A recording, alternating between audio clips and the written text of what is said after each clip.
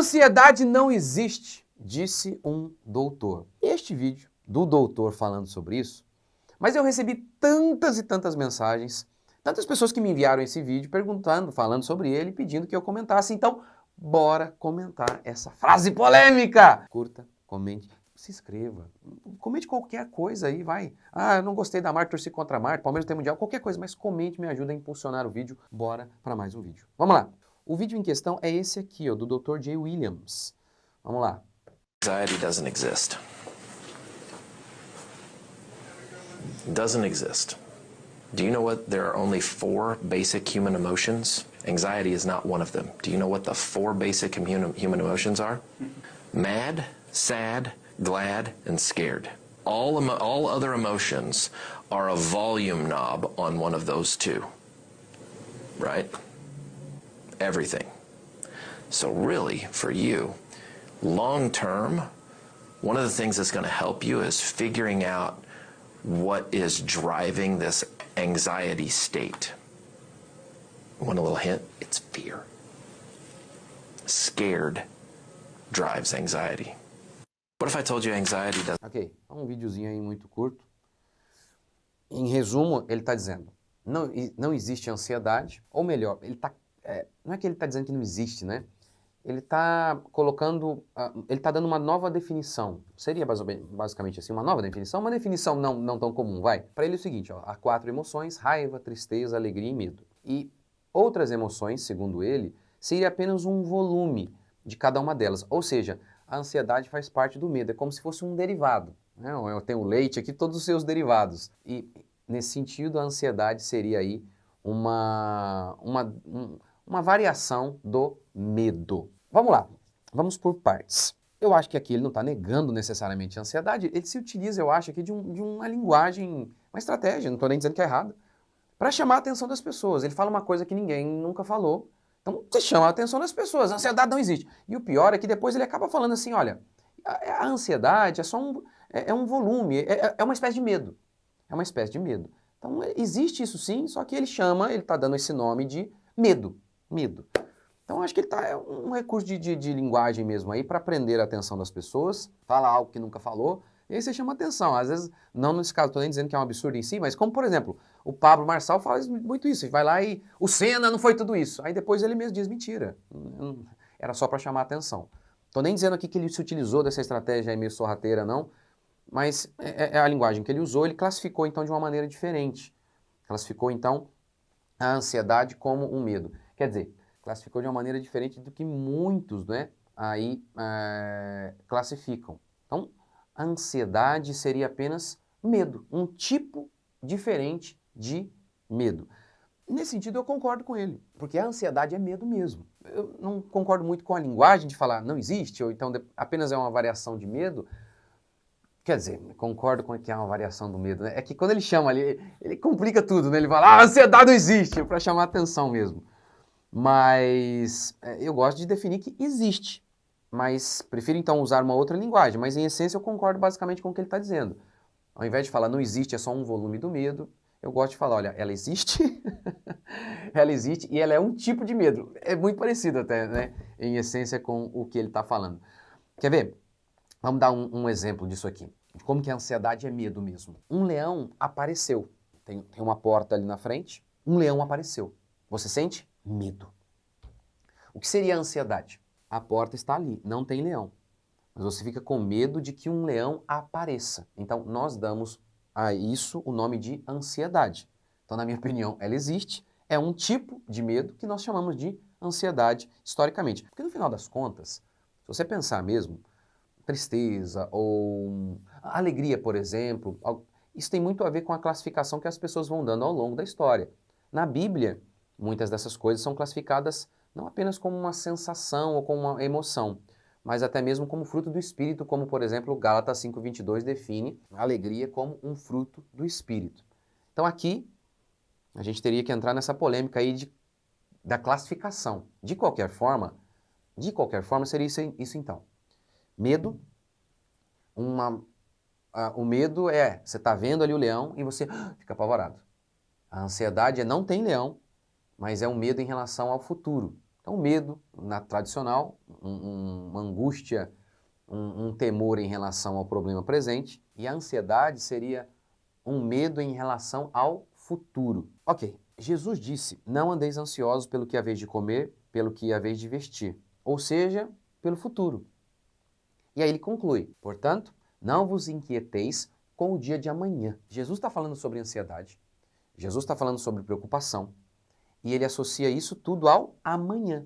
Olha, vocês estão preocupados se amanhã vocês vão ter o que comer, se amanhã vocês vão ter o que vestir. Jesus então chama isso de ansiedade. Portanto, como que eu não vou dizer que esse termo ansiedade não existe, né? Então existe. É o medo em relação ao amanhã. Um outro exemplo, Israel. Lá no Antigo Testamento, Deus ordenou que Israel colhesse o maná apenas para o dia. Lembra? Lá no deserto, Deus disse, vou sustentar vocês, todos os dias eu vou enviar o maná.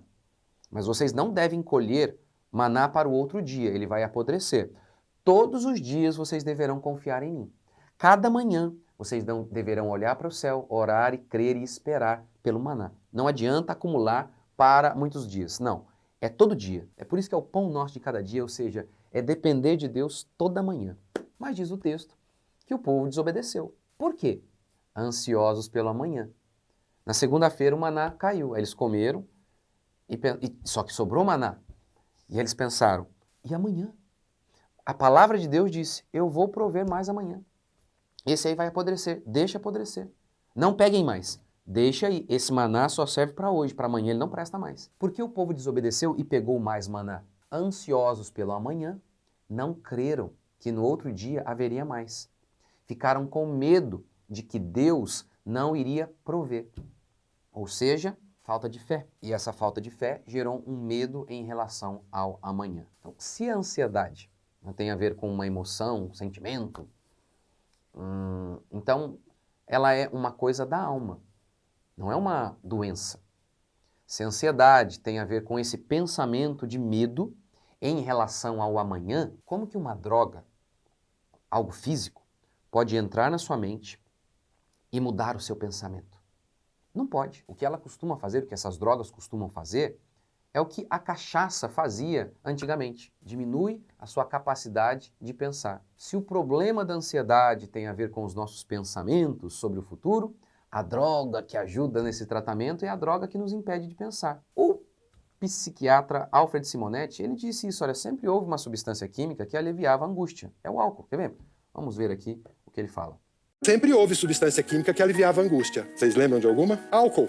Qual é a novidade contemporânea, então? Que história é essa de que o remédio psiquiátrico é uma novidade como forma de lidar com a angústia? Bem, os efeitos colaterais de um antidepressivo e do álcool e efeitos colaterais sociais. Existem efeitos colaterais físicos e sociais, tá? Os sociais são muito diferentes. Veja, se uma pessoa resolve entrar no caminho do álcool para esquecer ou para lidar com uma ansiedade, com uma angústia, o que vai acontecer? Socialmente ela não é bem vista. E outra coisa, ela não pode esconder que está bebendo. É possível se valer dos remédios psiquiátricos sem que o outro saiba. Não era possível se valer do álcool como modulação da angústia sem que o outro soubesse. O que é que acontece em 1987 que passa a valer a pena? Inventaram uma coisa chamada Prozac. Isso... E por aí ele vai, inclusive lá no próprio Prozac, está escrito lá, pessoas que ingerem, que ocorrem risco de suicídio. Então é isso, a questão é essa, não é apenas uma questão de definição, mas então não gosto muito da linguagem de falar que a ansiedade não existe, mas concordo com o fato de que é um medo, e aí, se é um medo, é um sentimento, e você decide que você quer fugir da realidade, como ele falou, esquecer, fugir da realidade por meio das drogas. Se você quer uma droga que causa efeitos colaterais, ou como diz o Dr. Daniel Berger, não são efeitos colaterais, são os efeitos mesmo da droga, porque o psiquiatra Peter Breggin disse que essas drogas funcionam incapacitando o cérebro. E ele conclui, a chamada função terapêutica é sempre uma deficiência. Diminui a sua capacidade cognitiva, ou seja, vai estragando o seu cérebro, logo você não pensa corretamente. Ora, se a ansiedade tem a ver com um modo de pensar incorreto, um medo em relação ao amanhã, como que essa droga funciona? Afetando o seu modo de pensar, fazendo com que você não pense tão bem, ou seja, atacando mesmo o seu cérebro. Ou você, então, aprende a lidar com seus pensamentos à luz da Escritura e pensando de maneira correta, porque a ansiedade tem a ver com um modo incorreto de pensar. O ansioso, ele olha o futuro e vê apenas tempestade.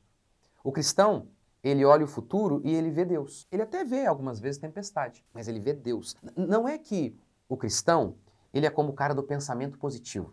Sempre haverá sol, logo ele não fica ansioso. Não, o cristão não é assim. Ele sabe que pode haver a estação da chuva lá na frente. Mas ele sabe que não importa a estação, Deus vai estar com ele. E isso o consola. Lembra de Davi? Ainda que eu ande pelo vale da sombra da morte, não temerei mal nenhum, porque tu estás comigo. E a tua vara e o teu cajado me consolam. Ainda que eu ande pelo luto, pelo vale da sombra da morte.